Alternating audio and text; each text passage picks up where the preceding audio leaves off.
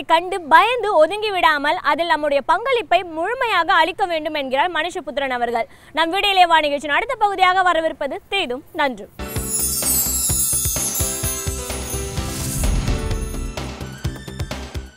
வணக்கம் நண்பர்களே, இன்னும் ஒரு இனிய காலை பொழுதில் தீதும் நன்றும் நிகழ்ச்சியில் உங்களை சந்திப்பதில் மிக்க மகிழ்ச்சி அடைகிறேன். இந்தியாவினுடைய பலம் எதில் இருக்கிறது? இந்த நாடு எத்தனையோ விதமான படையெடுப்புகளை சந்தித்திருக்கிறது, அந்நிய ஆக்கிரமிப்பாளர்களை சந்தித்திருக்கிறது, பல்வேறு விதமான இயற்கை பேரழிவுகளை சந்தித்திருக்கிறது. ஆனால் இந்தியா என்ற ஒரு நாட்டினுடைய ஒரு அடிநாதமாக இருக்கக்கூடிய அதனுடைய ஆன்மீக பலமும் ஒற்றுமை உணர்ச்சியும் என்றைக்குமே குலைந்ததில்லை. மற்றவர்களை சகோதரர்களாக பார்க்கக்கூடிய அந்த ஒரு இயல்பு என்றைக்குமே சீர்குலைக்கப்பட்டதில்லை.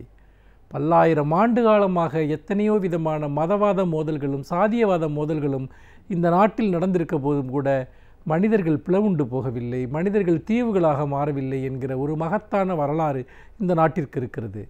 அந்த அடிப்படையில் தான் உலகத்தின் முன்னால் இந்தியா ஒரு மிகப்பெரிய ஒரு ஆன்மீக பூமியாக, ஒரு மிகப்பெரிய அளவிற்கு ஒரு மனசாட்சி உள்ள ஒரு நாடாக, ஒரு நீதிக்கான ஒரு பூமியாக உலகத்தால் பார்க்கப்பட்டு வந்திருக்கிறது. அதோடு மட்டுமல்லாமல் இந்தியாவினுடைய பல அம்சங்கள் இன்றைக்கும் உலகத்தால் பின்பற்றக்கூடியதாக, உலகத்திற்கு ஒரு வழிகாட்டியாக இருந்து வந்திருக்கின்றன. குறிப்பாக காந்தி அவர்கள் மூலமாக இந்தியா உலகத்திற்கு போதித்த, புத்தரின் வழியாக இந்தியா உலகத்திற்கு போதித்த அகிம்சையும் சகிப்புத்தன்மையுமாகும். இந்த அகிம்சை சகிப்புத்தன்மை என்கிற இந்த இரண்டு செய்திகளும் இந்தியா இந்த உலகத்திற்கு கொடுத்த ஒரு மகத்தான செய்திகள் என்று சொல்லலாம். அதுதான் நம் நாட்டினுடைய அடையாளமாக, அதுதான் நம் நாட்டினுடைய ஒரு முகமாக இருந்திருக்கிறது என்று கூட சொல்லலாம்.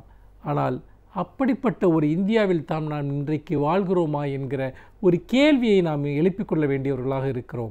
இந்த நாட்டினுடைய பன்முகத்தன்மை, இந்த நாட்டினுடைய சகிப்புத்தன்மை, பல்வேறு கலாச்சாரங்களும் பல்வேறு மொழிகளும் பல்வேறு பண்பாடுகளும் ஒன்றுக்கொன்று இணங்கியும் கூடியும் வாழ்ந்த ஒரு பண்பாடு என்பது, ஒரு கலாச்சாரம் என்பது, ஒரு அரசியல் சமூகம் என்பது இன்றைக்கு எப்படி துண்டு துண்டாக சிதறிக்கொண்டிருக்கிறது என்கிற ஒரு மிகப்பெரிய ஒரு அவலக்காட்சியை நாம் பார்க்கிறோம்.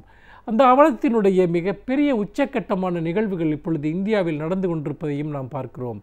அதாவது உத்தரப்பிரதேசத்தில் ஒரு இஸ்லாமிய சமூகத்தைச் சேர்ந்த முதியவர் அவருடைய வீட்டில் அவருடைய ஃப்ரிட்ஜில் பசுமாமிசம் இருந்தது என்கிற ஒரு பொய்யான செய்தி, ஒரு வதந்தி பரவியதின் அடிப்படையில் அவர் அடித்து கொள்ளப்பட்ட செய்தி இந்தியாவினுடைய மனசாட்சியை ஒழுக்கியது என்று சொன்னால், இந்தியாவில் தொடர்ச்சியாக எழுத்தாளர்களும் சிந்தனையாளர்களும் படுகொலை செய்யப்படுகிற செய்திகள் என்பது இந்தியாவினுடைய கூட்டு மனசாட்சியின் மீது விழுந்த ஒரு மிகப்பெரிய ஒரு அடியாக இருக்கிறது என்பதையும் நாம் இப்போது மறந்துவிடக்கூடாது. அந்த அளவிற்கு ஒரு மிகப்பெரிய பதற்றமான சூழல் இன்றைக்கு இந்தியா முழுக்க உருவாக்கப்பட்டிருக்கிறது. நரேந்திர தபோல்கர் என்கிற சிந்தனையாளர், கோவிந்த் பன்சாரே என்கிற சிந்தனையாளர், MM கல்புர்கி என்கிற எழுத்தாளர், இவர்கள் எல்லோருமே பகுத்தறிவுவாத சிந்தனைகளை மக்களிடம் பரப்பியவர்கள், ஒரு விதமான சுதந்திர சிந்தனையாளர்கள், மூடநம்பிக்கைகளுக்கு எதிராக போராடியவர்கள். அவர்கள் அடுத்தடுத்து படுகொலை செய்யப்பட்டார்கள், சுட்டுக் கொல்லப்பட்டார்கள். இந்த காட்சிகள் எல்லாம் இந்தியாவில் தான் நடக்கிறதா என்பது யாராலும் நம்ப முடியாத ஒன்றாக இருந்தது. ஏனென்றால் இந்தியாவினுடைய அண்டை நாடுகளை நீங்கள் எடுத்துக்கொண்டால் அங்கு ஜனநாயகம் இல்லை, அங்கு மதவாத வன்முறைகள் நடக்கின்றன என்கிற செய்திகளை தொடர்ந்து நாம் கேள்விப்பட்டு வந்திருக்கிறோம். உதாரணமாக பாகிஸ்தானில் எழுத்தாளர்கள் கொல்லப்பட்டிருக்கிறார்கள். சமீபத்தில் பங்களாதேஷில் 4 எழுத்தாளர்கள் தொடர்ச்சியாக கொலை செய்யப்பட்டார்கள். அதையெல்லாம் பார்க்கிற போது அந்த நாடுகள் எல்லாம் மதவாத வன்முறை நிறைந்த நாடுகள் என்றும், இந்தியாவில் அதெல்லாம் நடக்க முடியாது. ஏனென்றால் இந்தியா என்பது அது ஒரு வலுவான ஜனநாயக கட்டமைப்பையும் மதசார்பின்மையையும் சகிப்புத்தன்மையையும் கொண்ட ஒரு நாடு என்கிற எண்ணம் நமக்கு மட்டுமல்ல, இந்த உலகத்திற்கே இருந்தது. ஆனால் அது எல்லாமே நம்முடைய கற்பனைகள் தான் என்பதை நிரூபிக்கும் விதமாக தொடர்ந்து இது போன்ற படுகொலைகள் நடந்து வருகின்றன. அதோடு மட்டுமல்ல, மாற்று சிந்தனைகளை முன்வைக்கக்கூடிய எழுத்தாளர்களுடைய புத்தகங்கள் தடை செய்யப்படுகின்றன.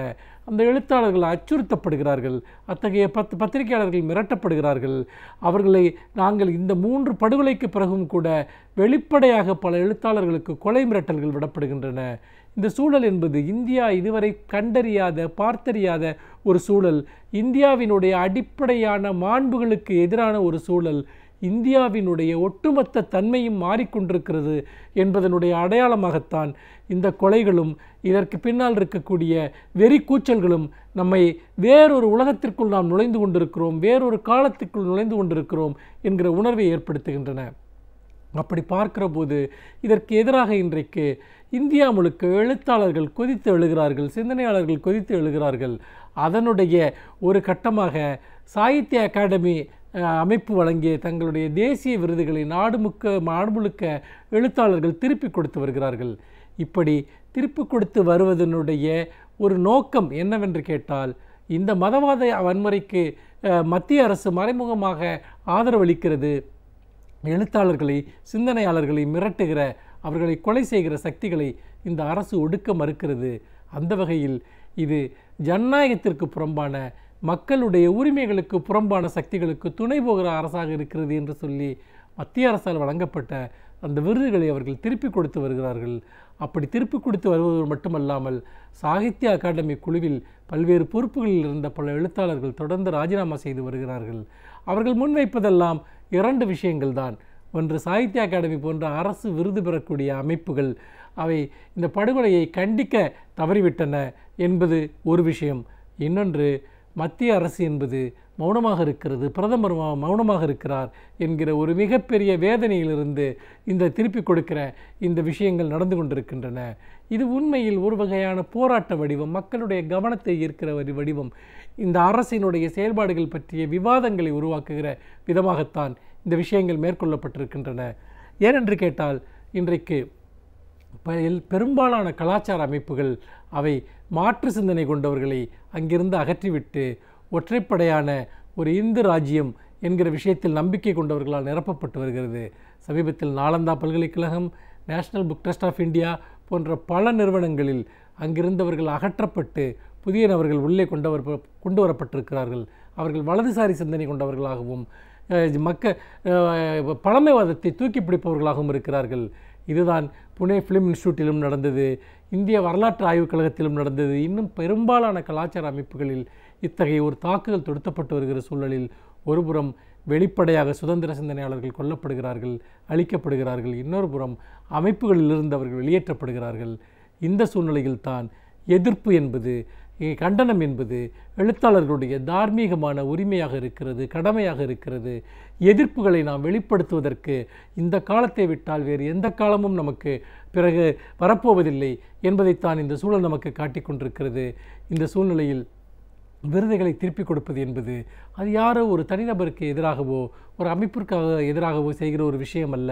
மாறாக முரண்படுவதற்கான உரிமை, தங்களுடைய நியாயங்களை பாதுகாத்துக் கொள்வதற்கான உரிமை, எல்லோருக்கும் குரல் கொடுப்பதற்கான உரிமையை ஒரு சமூகம் தக்க வைத்துக் கொள்ள விரும்புகிறது என்பதனுடைய அடிப்படையில் தான் எழுத்தாளர்கள் இந்த கண்டன குரல்களை எழுப்புகிறார்கள். இந்த குரல்களை பொதுமக்களும் அரசியல் இயக்கங்களும் வெகுமக்கள் இயக்கங்களும் ஆதரிக்க வேண்டும். நம்முடைய எழுத்தாளர்களை நாம் பாதுகாக்காவிட்டால், நம்முடைய சிந்தனையாளர்களை நாம் பாதுகாக்காவிட்டால் நம்மை பாதுகாப்பதற்கு யாருமே இருக்க மாட்டார்கள் என்பதை நாம் மறந்துவிடக்கூடாது என்று சொல்லி மீண்டும் இன்னும் ஒரு புதிய செய்தியோடு உங்களை சந்திக்கிறேன். நன்றி, வணக்கம்.